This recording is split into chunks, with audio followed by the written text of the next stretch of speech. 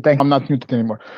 Thank you, everybody, for awesome speeches and awesome talks. I'm very happy to be part of this group and to be able to speak a little bit about solidarity and my own NGO as well.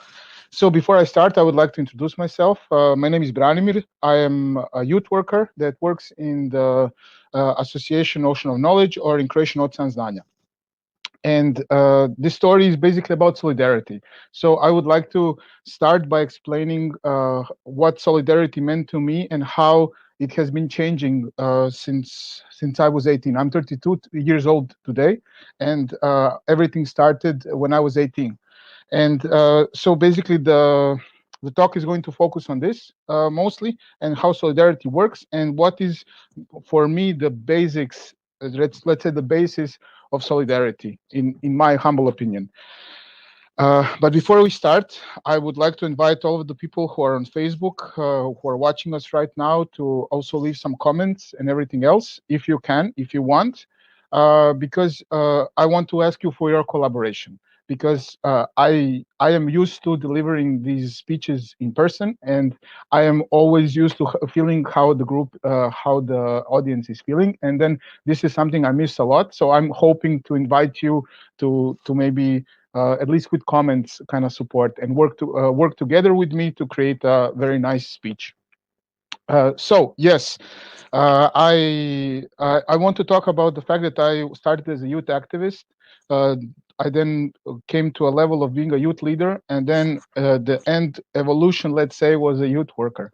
How it all started? It started when I was 18, and I was very curious how to do a change in my local community, and I found that the church was the space for me how to do it. The thing was happening, nothing was happening in the church. The community of this neighborhood where I live in Zagreb was very closed and very keeping to themselves, so it was not very engaging. And then I wanted to change this. I wanted to feel better at the place where I live. So what happened is that there was a group of people who had the same idea as me. One of them being my sister, who is my collaborator, and has been my collaborator for a very long time. And anyways, we started doing things for the church, theater plays, playing football in the Catholic League, singing in a choir, all of these things. When there were events, we were helping to organize them and also implement them. And then it was a very important process for me. I was part of a group, and I was finally seeing that I'm doing some sort of change. And the idea was to help others so that I can help myself as well, make a nice living environment for myself. And then we were working for some 4 or 5 years, even 6, I think. And unfortunately, we failed. Yes, we did fail. It was not, the effect was not so pronounced. It was not really that we changed the local community. Just the people who were already coming to church became more active. So basically the goal was not achieved, but I gained valuable skills. I met incredible friends, and then I learned new things on the way. So this solidarity where I had wanting to help others, it really helped me.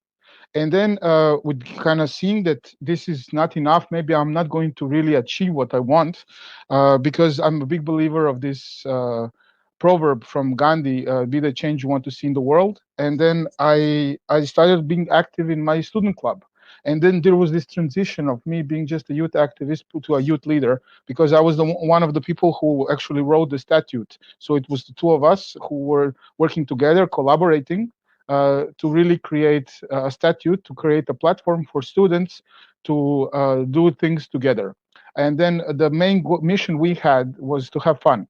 So we, on one hand, you have things that you learn in university. I was studying Ukrainian and then and German, and then I wanted to make this Ukrainian student club, and we did, and we were singing again and dancing and cooking and doing so many things that were connected to the culture of the language that we were studying, because this is something that was not covered in the studies itself. And it was great. We were having a lot of fun. We were doing a lot of interesting things. But then at one moment, I saw that it was becoming tiring for me, because as a leader, I did not know how to really motivate people that well. I was more this one who would do everything, and then I would include others, which turned out to not be such a sustainable way, because I was losing my faculties and my energy. And but there were still some other people that were also helping me, so we were still doing our best to really keep people engaged and to really have fun. And then this collaborator that I mentioned before, which is my sister, she kind of suggested to me, why don't you apply for Erasmus for an Erasmus Plus youth exchange in Poland, which was about ecology. And I'm like, yes, this is a topic I'm very passionate about. I'm going to go for it.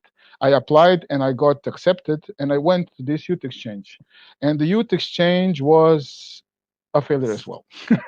I mean, you're listening to me now talking about failures, and I will explain in the end of the talk why exactly I'm mentioning these failures.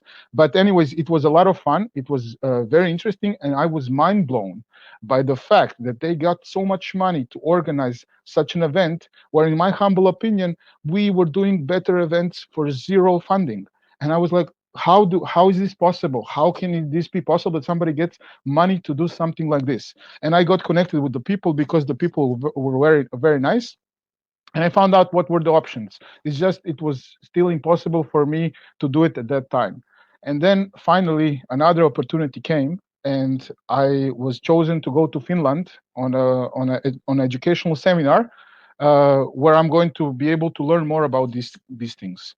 And then there is like a huge story that I wrote also, how it's connected to my personal journey and everything else, and the founding of Ocean Znanja, this association that I am part of now. But I will not go into details. Anyways, I came there, and then I met people who had the same passion as me. I met concretely one person, Sasha, who was also a participant in that same training course. And then on the first night, when we had this moment of exchanging ideas and desires and everything else in a place near to the sauna, we actually identified that we have the same desire. We want to provide solidarity for other students and young people in Croatia to be able to experience these kind of things that we are experiencing right now.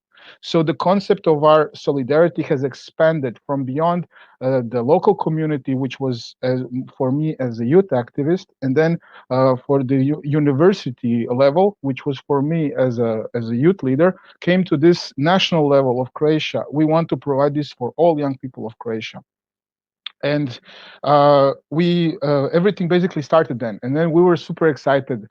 It was going so well. People were passionate about it. We were volunteering and sending young people abroad so that we can share with them this privilege of understanding what it means to be European and being able to educate yourself abroad for free, because this program is made for this, exactly this.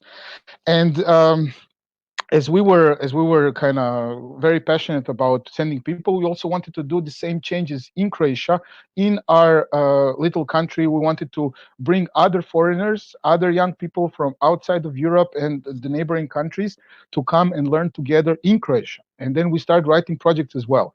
And then finally one project got approved after a lot of difficulties. It got approved, and we organized it, and that was it. I knew then, from the bottom of my heart, this is the job I want to do for the rest of my life. And I was like, okay, we did this. It worked out. It was our first time. We knew a little bit what we were doing, but it was mostly about passion and dedication. And okay, so this is great. This is how it's supposed to be. We